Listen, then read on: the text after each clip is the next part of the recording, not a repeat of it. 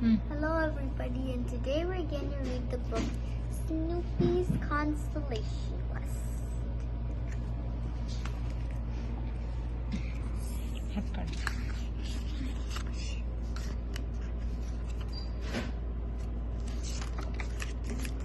The air was crisp and the sky was clear. It was a perfect winter night for stargazing. Snoopy and Woodstock sat in the backyard, staring up at the sky. How beautiful, Snoopy thought.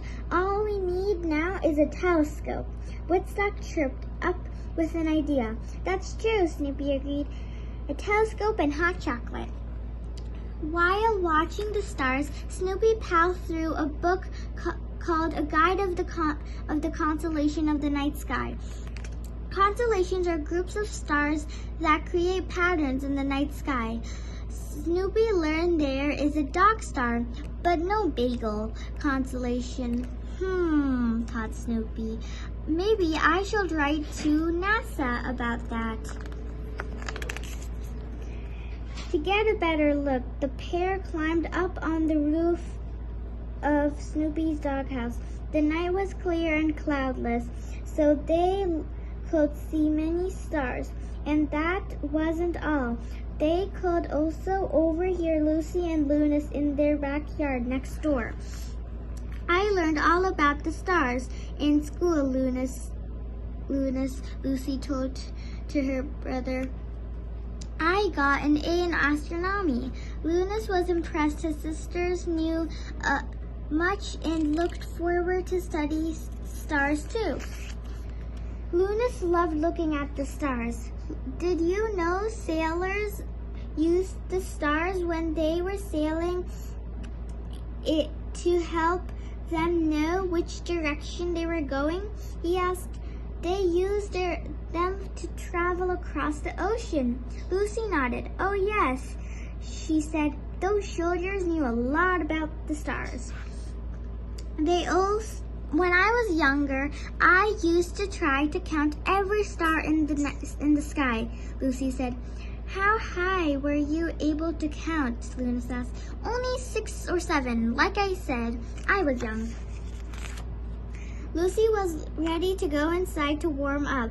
Why would you want to do that?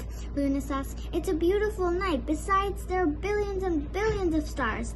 Exactly, Lucy said. It makes me feel small. Lunas stayed outside looking for his favorite constellation. Now let's see, he said to himself. I used to be able to find Oregon. I think that it's that over there. He spotted a cluster of stars. No, wait, that's not it. It's moving and blinking red lights. It must be an airplane. Is that Oregon, he wondered. He saw another pattern of stars. No, wait, that's the Big Dipper, and over there, that's the Little Dipper. From atop the doghouse, Snoopy and Woodstock could hear Lunas trying to find Oregon. Woodstock chirped up. You're right, Snoopy agreed. A constellation book like ours would be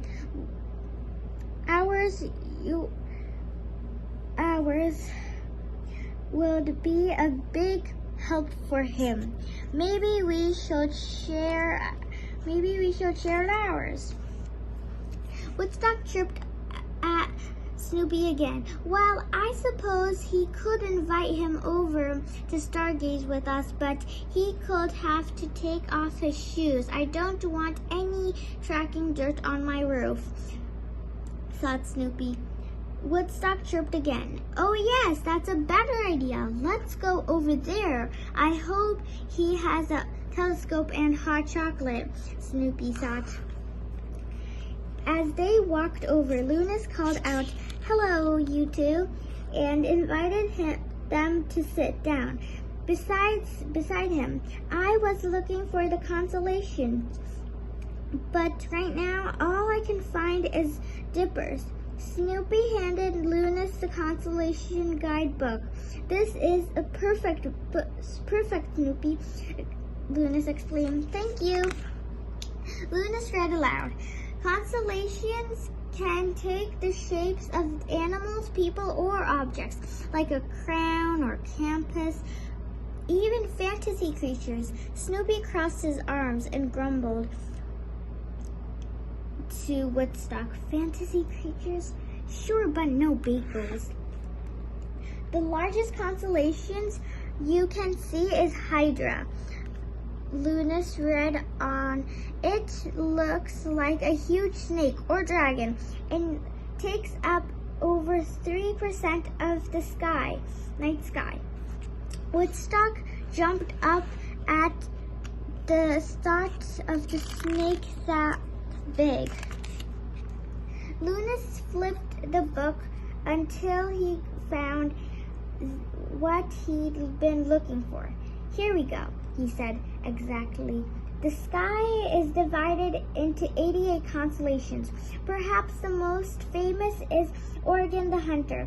Woodstock jumped again. Don't worry.